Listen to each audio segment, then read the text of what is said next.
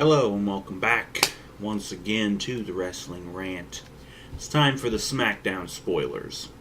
And this is the SmackDown episode for... It's going to be September 5th, 2014. And apparently it was in Lincoln, Nebraska. Alright, show opens with John Cena. Yes, he actually decided to take his lazy bum ass back to SmackDown for once. He comes out and he cuts a promo. He talks about how everyone should stop doubting him. And Cena says he is a fighter and wants to be champion. The day he doesn't want to be champion is the day he leaves. Cena wants redemption. He plugs the WWE Network. And then out comes Kane with Seth Rollins. Cena tries some comedy. Roman Reigns comes through the crowd. The lights go out and the Wyatt family appears in the aisle. Chris Jericho's music hits next, and here he comes with Mark Henry and the Big Show.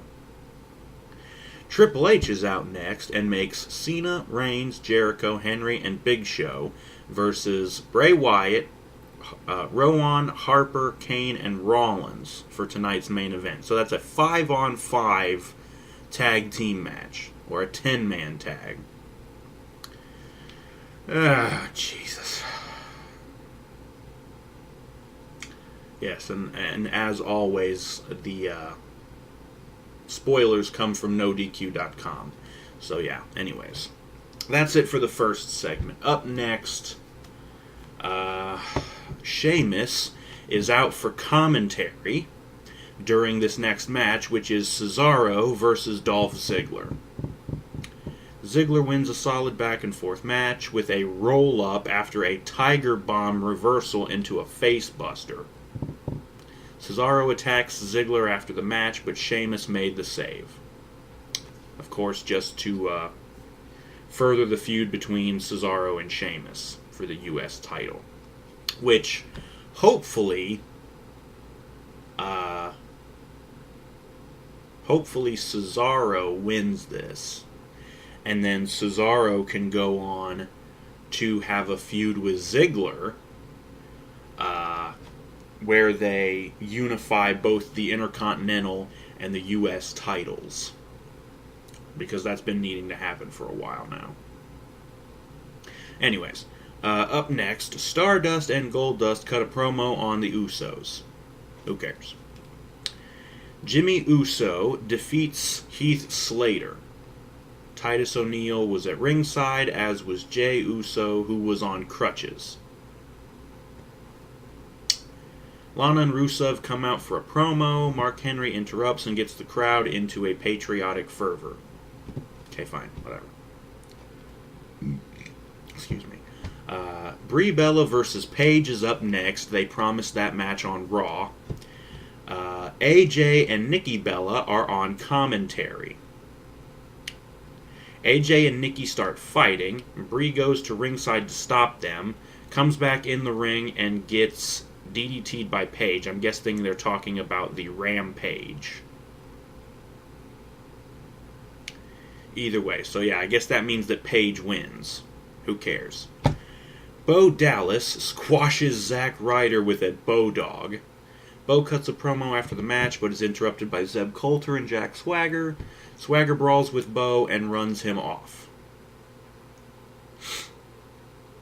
And finally, in the main event, Reigns, Cena, Jericho, Henry, and Big Show versus the Wyatt family, Kane, and Rollins was a long match.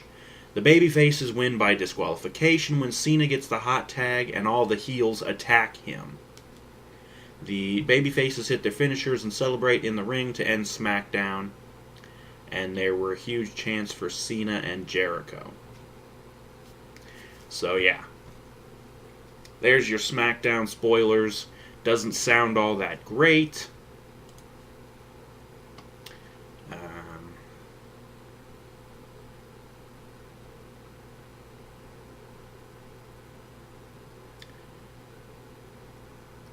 To update on a story from couple episodes ago, if you'll remember, I reported that Jake the Snake Roberts was hospitalized. Apparently, he's doing better now. And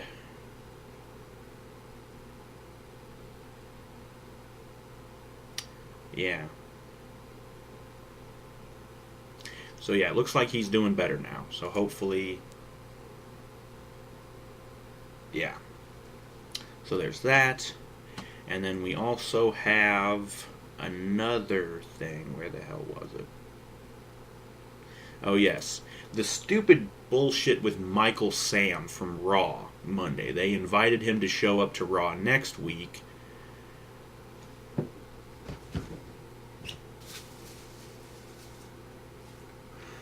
Seriously? They invited him to Raw next week. But apparently, Michael Sam has signed with the Dallas Cowboys. So it doesn't really look like he needs this. But the WWE has said they congratulate him on signing with the Cowboys, and they want to extend their invitation to him to appear on any future Monday Night Raw he wishes. And they say, we offer our support for Michael as he continues his journey. So yeah, again, this is basically just them trying to be topical, being really, really desperate. Fuck sticks.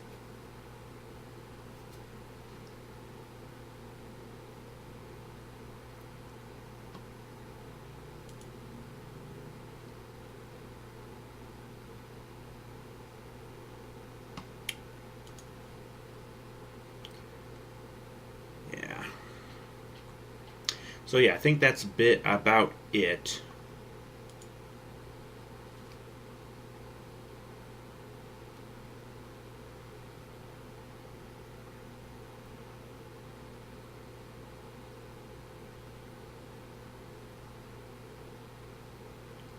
Yeah. Not only that, here's another nifty little piece of news.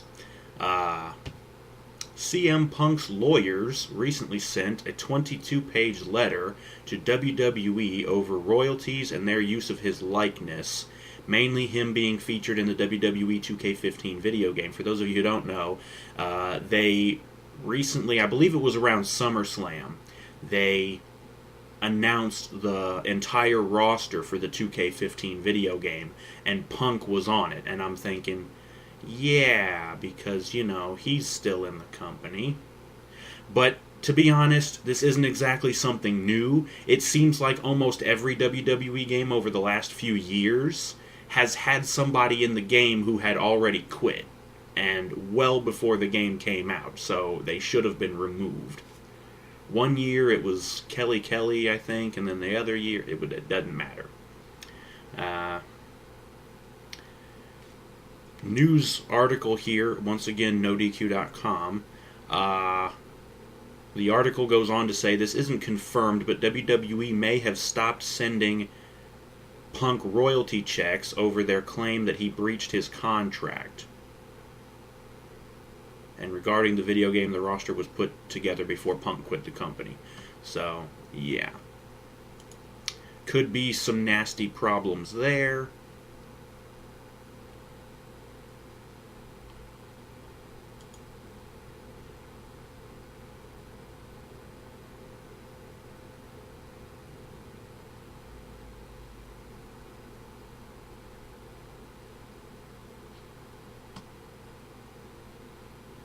Wow.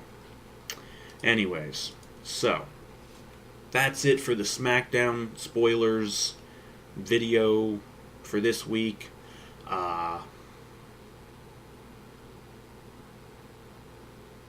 May as well add this on the end.